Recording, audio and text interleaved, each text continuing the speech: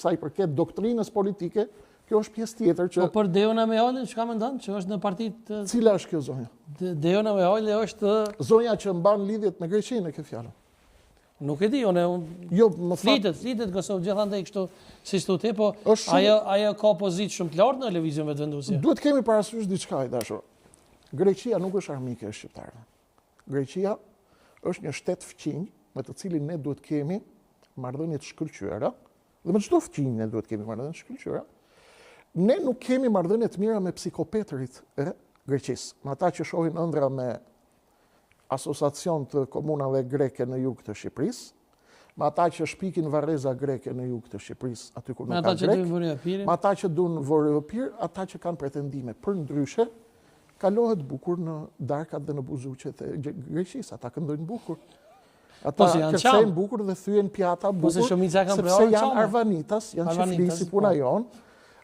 Ndoshta ka historia ka bërë vetëm, për këtë arsye, ne nuk e konceptojmë Greqinë armike. Pse po thu për Dejonën? Nuk thash unë, ju më pyetët për Dejonën. Mua më kanë pyetur shumë vëllezër nga Kosova.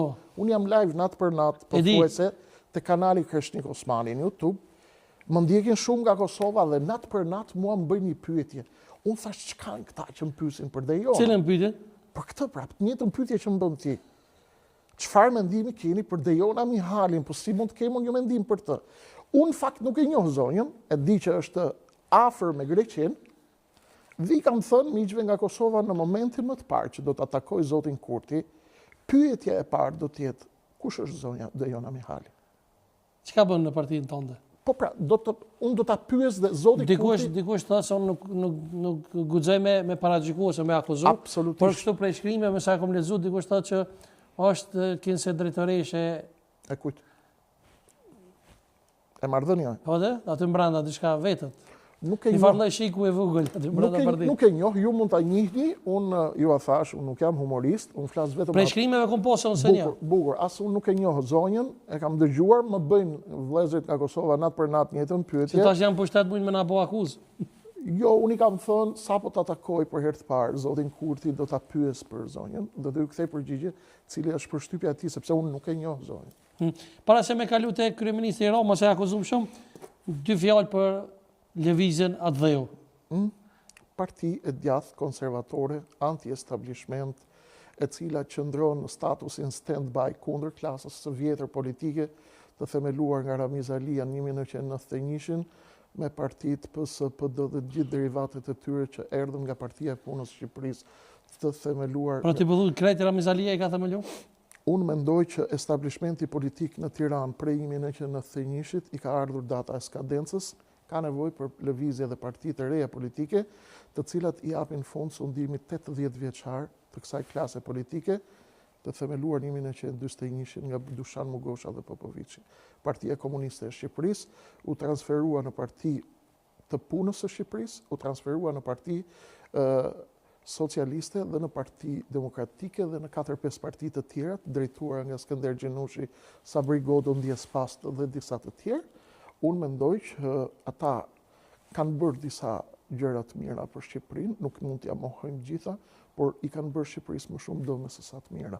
Ndaj ka ardhur fundi i tyre dhe me riformatimin e botës shqiptarët duhet të riformatojnë dhe klasën e tyre politike.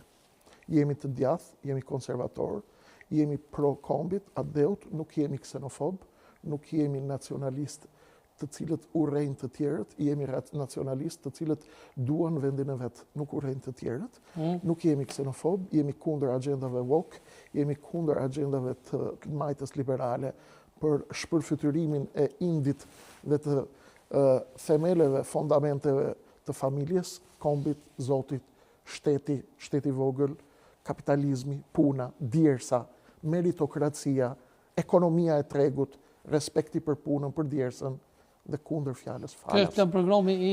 Ky është në pika të përgjithshme.